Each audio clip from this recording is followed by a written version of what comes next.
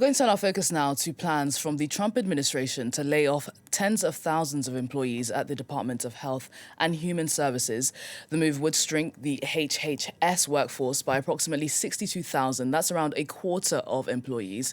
Well, the administration says the overhaul is aimed at streamlining operations, bringing them directly under the leadership of Health Secretary Robert Kennedy Jr. Well, let's cross live to Martin McKee. He's a professor of European Public Health at the London School of Hygiene and Tropical Medicine. Martin, thanks so much for joining us on the programme. So this restructuring comes as the US grapples with one of the worst measles outbreaks in more than 2 decades. Is this really the time to be laying off tens of thousands of health department employees? Well, clearly not. I mean, we've just come through a pandemic, and if we have learned anything, we need to have preparedness because there will inevitably be another one. We don't know what it will be. So this is tremendously damaging, but it's only part of a whole package. I mean, we've been particularly concerned about the damage being done to the National Institutes of Health within the United States, and of course, their global footprint as well. That's devastating. And in fact, I think we're seeing a sustained campaign of attacks on universities, on science, on scientists, and so on that will take years to recover from. Well, Martin, let's take a look at the global impact. This overhaul in the US comes after the government's decision to also terminate thousands of humanitarian aid programs, which experts are warning puts public and global health at risk. What do you see the wider impact of these layoffs being on the world at large?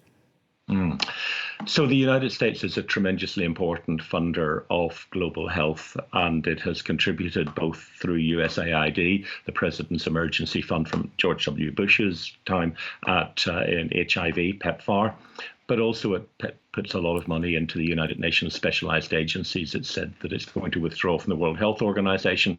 It's cutting its funding to the Food and Agriculture Organization, which of course has a particular interest in agriculture and the health consequences of that. So there's a whole series of consequences of all of this, and it's going to be very difficult for the rest of the world to fill that gap.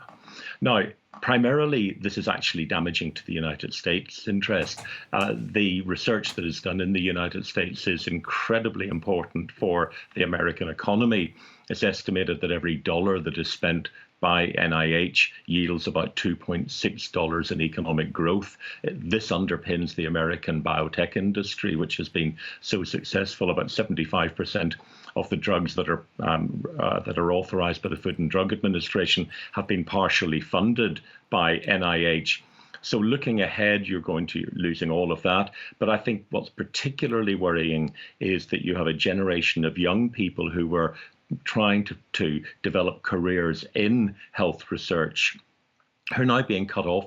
I mean, you put together a grant for a doctoral program or a postdoctoral program. It takes a long time to do. You invest in that, and then you just get your funding taken away overnight.